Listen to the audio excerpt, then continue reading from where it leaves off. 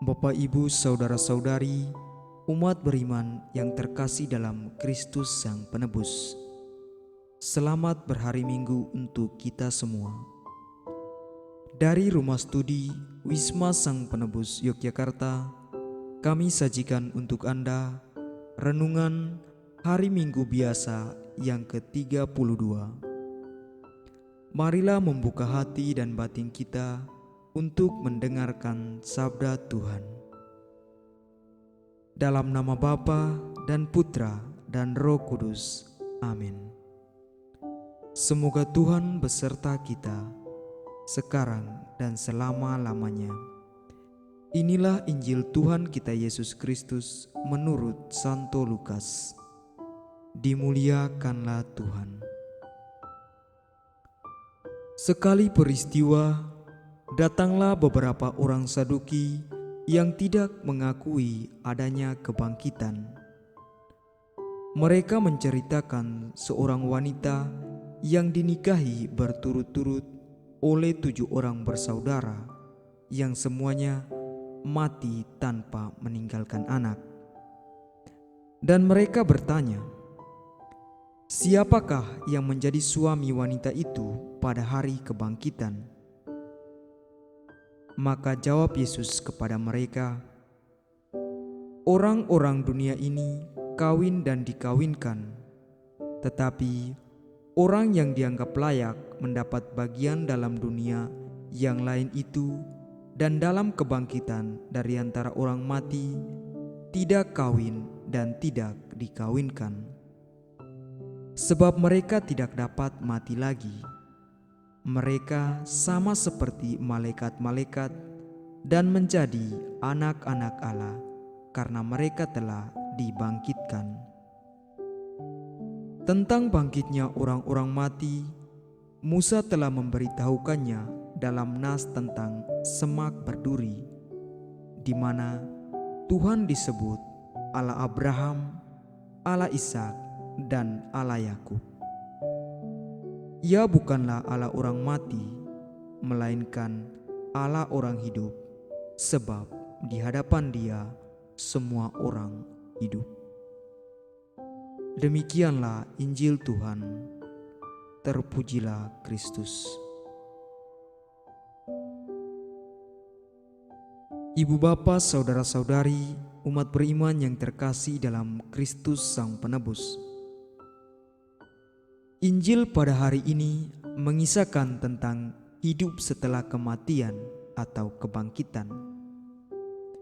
Sebagai pengikut Kristus, tentu kita sangat merindukan agar kita dapat bangkit dari kematian. Pertanyaan yang dilontarkan oleh orang Saduki kepada Yesus tentang siapa yang menjadi suami seorang perempuan setelah bangkit nanti. Pertanyaan ini telah diketahui oleh Yesus, sebab orang-orang Saduki ingin mempermalukan dan menjebak Yesus dengan cerita tentang seorang perempuan bersuami 7. Yesus menjawab, "Kawin dan dikawinkan itu urusan dunia, tetapi mereka yang dianggap layak untuk mendapat bagian dalam dunia lain itu adalah kebangkitan dari antara orang mati. Maka ia akan menyerupai malaikat dan menjadi anak-anak Allah." Yesus menggambarkan bahwa setelah dibangkitkan, yang ada hanyalah kebahagiaan dan keabadian. Yesus juga menegaskan bahwa Ia bukan Allah orang mati, melainkan Allah orang hidup, sebab di hadapan Dia semua orang hidup. Ibu bapa, saudara-saudari, umat beriman yang terkasih dalam Kristus Sang Penebus. Terkadang kita sering menjadi seperti orang Saduki yang hanya menikmati kehidupan dengan mencobai dan menjatuhkan orang lain demi kepuasan kita. Menjadi seorang yang kuat dan tegar dalam menghadapi setiap persoalan hidup tidaklah sangat mudah, yang mana setiap situasi dan keadaan pasti ada tantangannya. Sebagai manusia yang hidup di dunia, terkadang kita mengalami kebimbangan dalam memilih suatu keputusan. Keputusan itu, apakah kita mau berjalan bersama Allah atau berjalan sendiri tanpa Allah? Hidup yang kita jalani saat ini mencerminkan akan kehidupan ketika kita berhadapan dengan Allah. Muncullah pertanyaan, apakah kita mau masuk surga atau tidak? Apakah kita mau mengikuti Allah atau mengikuti dunia? Mari kita belajar dari kisah seorang ibu dan ketujuh anaknya yang terdapat pada bacaan pertama hari ini. Sebuah keluarga karena iman dan kepercayaan pada hukum Taurat, mereka rela dihukum mati demi suatu kebenaran dan kehidupan kekal. Ibu bapa, saudara-saudari, umat beriman yang terkasih dalam Kristus Sang Penebus.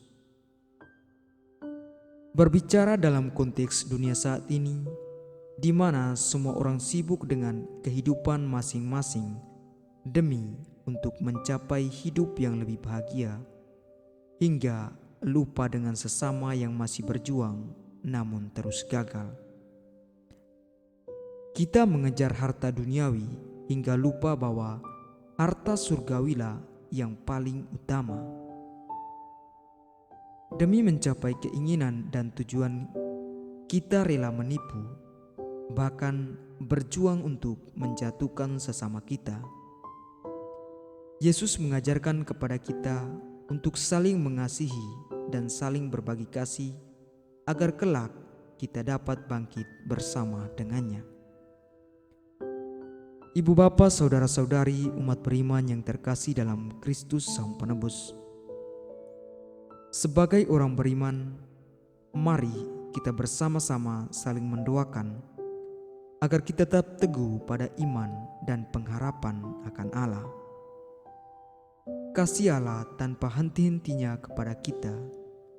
Setiap perkataan dan permohonan kita, Allah selalu mendengarkan, karena Tuhan kita Yesus Kristus dan Allah Bapa kita telah mengasihi dan telah menganugerahkan penghibur abadi serta pengharapan yang baik kepada kita. Amin.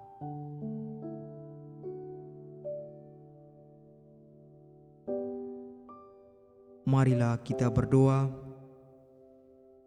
Ya Allah, kami bersyukur kepadamu atas sabda kehidupan yang telah kami terima pada hari ini. Semoga iman kami semakin Kau teguhkan, pengharapan kami Kau kuatkan, dan cinta kasih kami Kau kembangkan sehingga kerajaan surga yang menjadi dambaan setiap orang mulai terwujud di tengah-tengah kami. Dengan pengantaran Kristus Tuhan kami. Amin. Dalam nama Bapa dan Putra dan Roh Kudus. Amin.